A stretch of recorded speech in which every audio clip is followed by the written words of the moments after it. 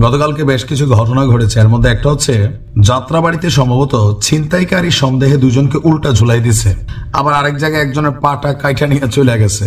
কারণ বাংলাদেশের মানুষ এই মুহূর্তে খুবই বিরক্ত, তিক্ত। এক শ্রেণী হচ্ছে যারা ছিনতাই, ডাকাতি, মব অনেক ধরনের ঘটনা করছে। হুট করে আপনি দেখেন লাস্ট 72 আওয়ার্স বাংলাদেশ মনে হচ্ছে আমরা চিনি না। এই যে হঠাৎ করে পরিস্থিতি খারাপ হয়ে গেল, এর পেছনে আসলে কারা? স্বরাষ্ট্র উপদেষ্টার একটা কমন বক্তব্য আছে, এটা আওয়ামী লীগ সরকারের সময় ছিল।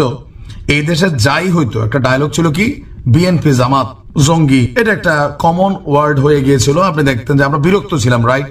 এখন আমাদের যিনি স্বরাষ্ট্র উপদেষ্টা আছেন, যাই ঘটে আওয়ামী লীগ, যুবলীগ, ছাত্রলীগের উপর দায়ভার দিয়ে দিচ্ছে, বাট এর বাহিরে আর কেউ নাই। যদি তারাই হয় ধৈর্য ক্রস ফায়ার দিয়ে দেন হাতে নাতে প্রমাণ হলে, কারণ আমরা এগুলো থেকে মুক্তি চাই।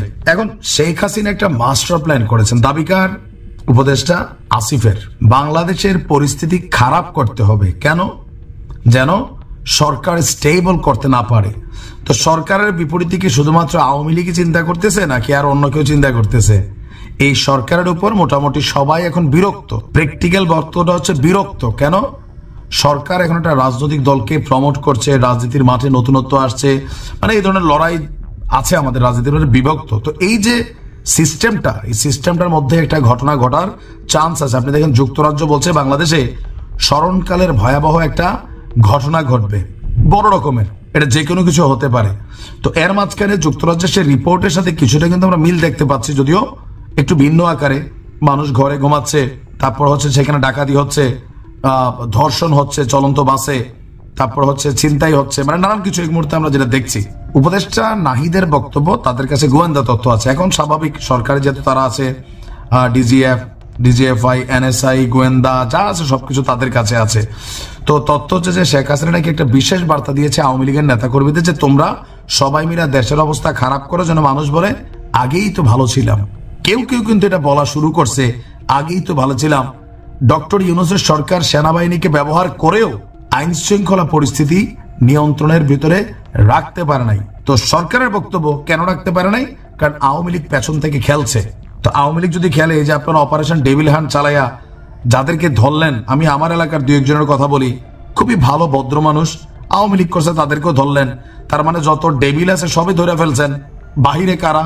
5ই আগস্টের পর যারা জেল মানে ভাইঙ্গা পলাইলো, লক্ষ লক্ষ অস্ত্র, হাজার হাজার অস্ত্র লুট হয়ে গেল, উদ্ধার করছেন। দাগি দাগি আসামিরা জামিনে বের হচ্ছে, একটা হিরিক লেগে গেছে। আওয়ামী লীগ সরকারের আমলে যারা এরকম অপরাধে বিভিন্ন কারণে গ্রেপ্তার হয়েছে তারা প্রকাশ্যে ঘুরছে। এক পুলিশ বলছে, ভাই এক সান্দাবাজ রে আমি এক সপ্তাহে 3 বার গ্রেপ্তার করছি, তারপরে সে জামিন পাচ্ছে কিভাবে? এগুলো একটু মনিটরিং করতে হবে। দেখেন, অপরাধী যেই দলেরই হোক, ও বিএনপি আসবে, বিএনপির লোকের ছেড়া দিতে হবে, জামাতের লোকের ছেড়া দিতে হবে। আবার কখনো আওয়ামী লীগ আসবে, পানির মতন, যে আছে না যে সগিরাগুলো নাকি পানির মতন ঝইরা যায়।